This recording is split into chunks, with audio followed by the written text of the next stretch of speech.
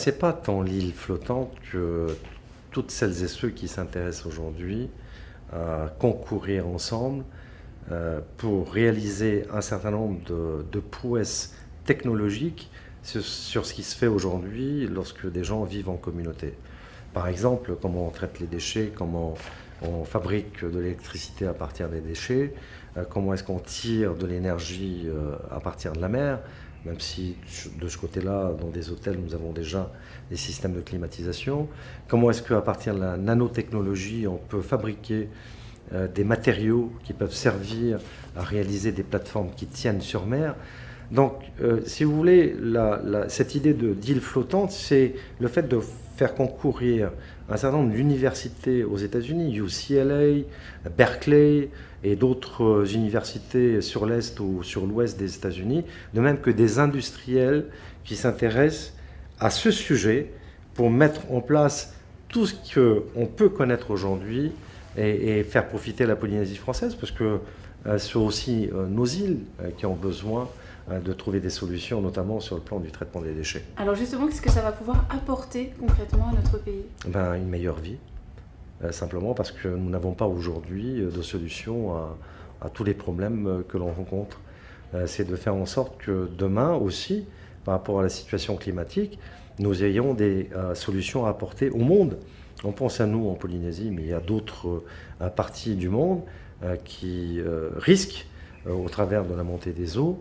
Donc la Polynésie est la destination où finalement toutes ces intelligences sont en train de regarder parce que nous acceptons de travailler avec eux. C'est quand même extraordinaire.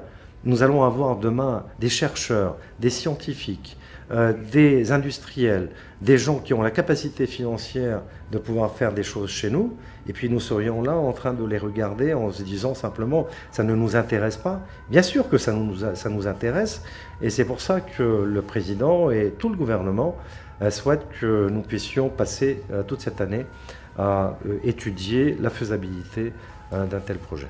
Pourquoi la Polynésie ? Pourquoi ils ont jeté leur dévolu sur notre pays ? Je crois que la Polynésie, c'est ce havre où les choses sont rendues possibles. Vous savez, c'est la frontière bleue, c'est ce grand Pacifique. C'est aussi un pays qui a su montrer que sa population souhaite aller de l'avant. Si ça se passe aujourd'hui ici, c'est parce qu'il y a aussi des interlocuteurs qui sachent écouter.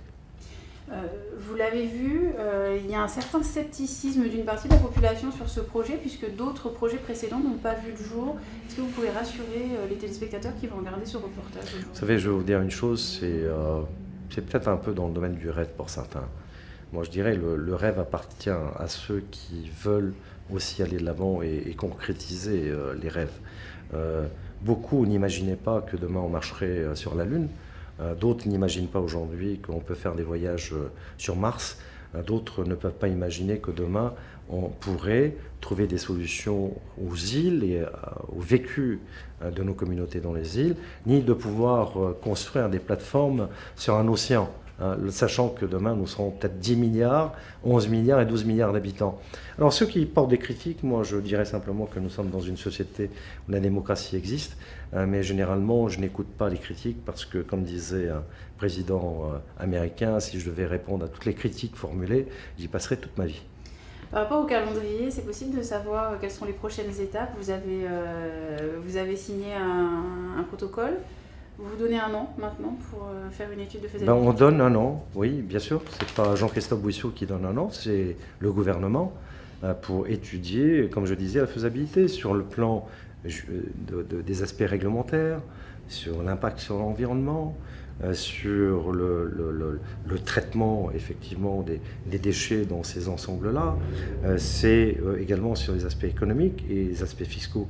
Donc avant même de se lancer dans un projet, vous savez, ces gens qui ont de l'argent ne sont pas des gens qui mettent leur argent par la fenêtre.